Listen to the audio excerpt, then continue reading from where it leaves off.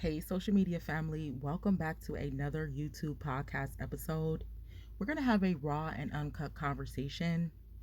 I hope by the end of this podcast, you understand and have your own examples of what intimidation is.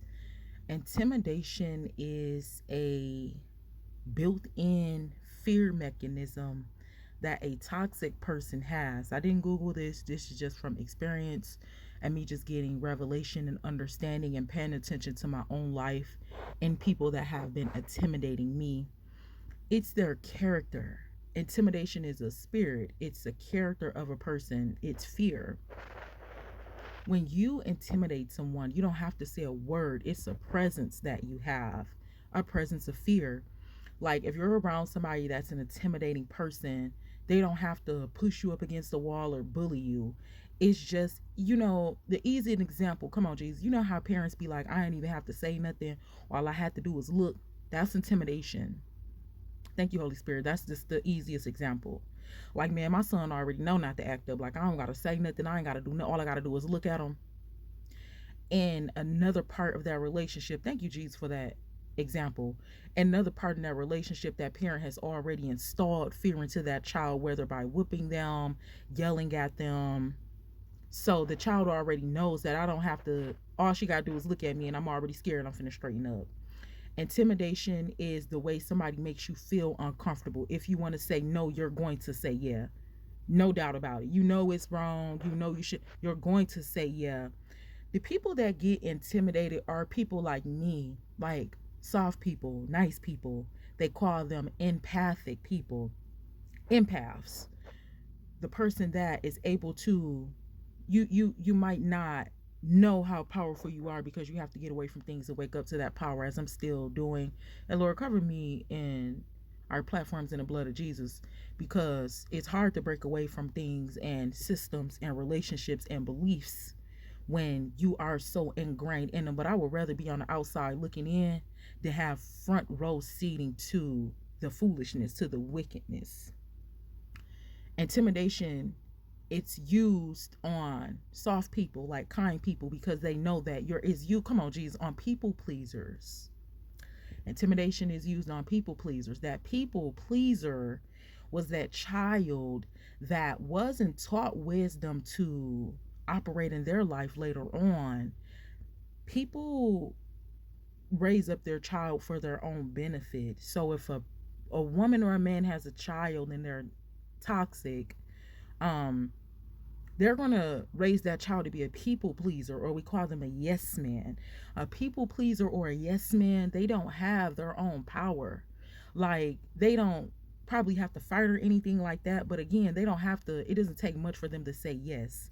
Somebody tried to, and this is when I woke up to it. Last year I was messing with someone, and some being respectful, just trying to give y'all a personal example. When I woke up to what intimidation actually feels like, and this is when the floodgates were open for me to start seeing how many people was around me intimidating me.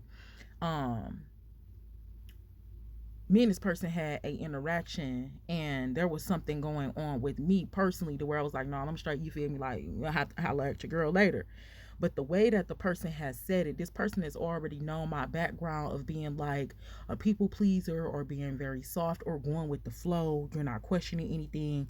People know that they can depend on you to do bad. People know, like, we have to be careful being a sweetheart, being an empath, because people take advantage of that because they know that they can use you and manipulate you.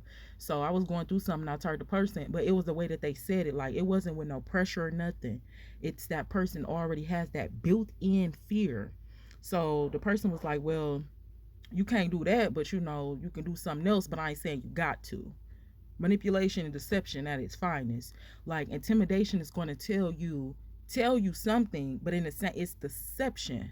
So in the same breath of somebody saying, hey, I want you to pick this up, but you don't got to, because of their presence, that presence of fear, you're going to pick it up because you don't want to feel bad. So in conclusion, if you're a empathic person, you have to learn about your power so it's not being taken advantage of.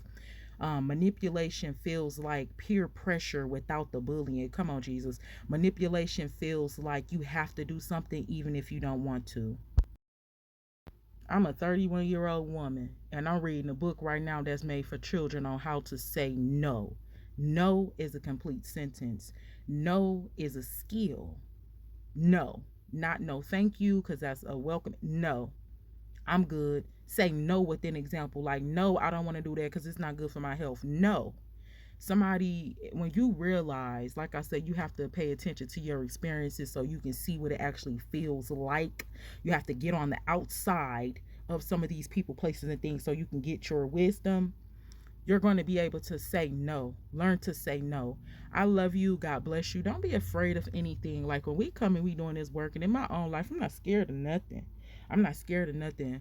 You just have to keep God first and know that God is going to protect you as long as you stay under the shadow of the Almighty and you stay away from some of these things. But that's just a wake up call. Like, people is intimidating at an all time high because they have that built within them, and that's how they get, power. Intimidation is a power to them. I love you. God bless you. I encourage you to do your extended research and continue on your healing journey. I love you. Stay safe, and I will talk to you in the next episode.